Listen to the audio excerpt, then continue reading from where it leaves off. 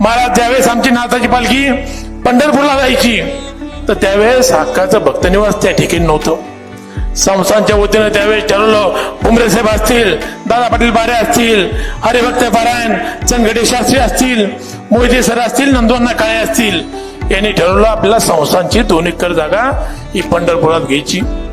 आता एक 10-15 दिवसापूर्वी आम्ही पंढरपूरला जाऊन आलो. त्या ठिकाणी 100 खोल्याचं भक्तनिवासचं काम आपण त्या ठिकाणी सुरू केले.